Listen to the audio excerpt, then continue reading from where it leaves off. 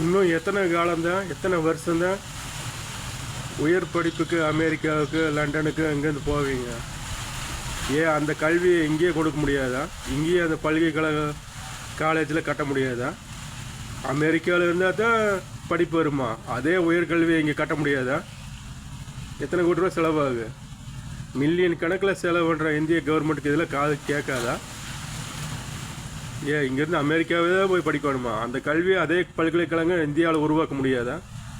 ஏன் இங்கே இருக்கிற இந்திய கவர்மெண்ட்டில் செய்ய மாட்டேன்றீங்க? அரசியல் ஆதாயம், பண ஆதாயம், அதுக்கோசரமா மக்களை, பாமர மக்களை வஞ்சிக்கிறீங்களா?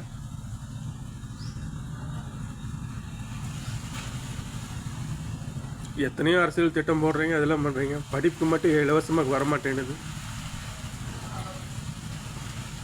இன்னுமே கல்விக்கு காசு கொடுக்க வேண்டிய நிலைமையிலே வச்சுருக்கிறீங்க மக்களை. ஏன்னா சுயநலம், ஆதாயம்.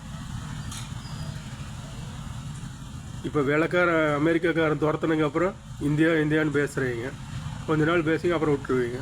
அப்போ அமெரிக்காவில் அவன் நாட்டில் அவன் பிழைக்கிறது தான் பார்ப்பான். எப்போ ஒரு விஷயம் மட்டும் தெளிவாக தெரிஞ்சுக்குவாங்க, அடுத்தவங்க வச்சு தலைக்கு தூங்கினா ரொம்ப நாள் தூங்க முடியாது.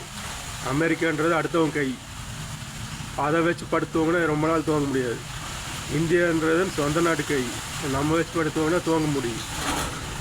இப்போ இதுலேருந்து என்ன கருத்து தெரியுதுன்னா, அடுத்தவன் எப்பவும் அடுத்தவன் தான்.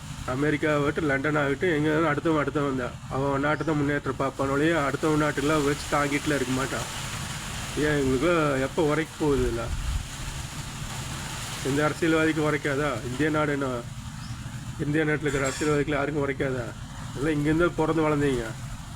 ஏன் தேசத்துக்கு படிப்பு இவ்வளோ துரோகம் பண்ணுறீங்க? எல்லாம் இங்கேயே என்ன, உள்நாட்டிலேயே அமெரிக்கா அளவுக்குள்ள உள்நாட்டிலேயே காலேஜில் கட்டி உயர்கல்விக்கோசரம் எங்கேயும் போகக்கூடாது. இந்தியாவில் இல்லாத இடமா? எவ்வளவோ இடமெல்லாம் இருக்குது.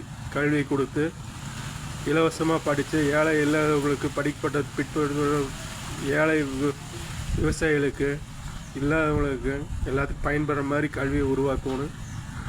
அப்படி ஒரு கல்வியை உருவாக்கினா தான் இந்த பிரச்சனைக்கெல்லாம் முழுசாக தீர்வு கிடைக்கு. இதை முன்முயற்சி செய்யணும். உண்மையை சொன்னால் எல்லாம் உரைக்கத்தான் செய்யும். ஏன்னா சோத்தில் உப்பு போட்டு சாப்பிட்றோம். இதில் எந்த அரசியல் ஆதாயமும் எதுவும் கிடையாது. கட்சி பாகுபாடு இல்லாமல் இது முன்னிறுத்தி செய்யணும். இது யார் செய்வாங்க? மத்திய கவர்மெண்ட்டும் மாநில கவர்மெண்ட்டும் இந்தியாவில் இருக்கிற எல்லா கவர்மெண்ட்டும் செய்ய வேண்டியது.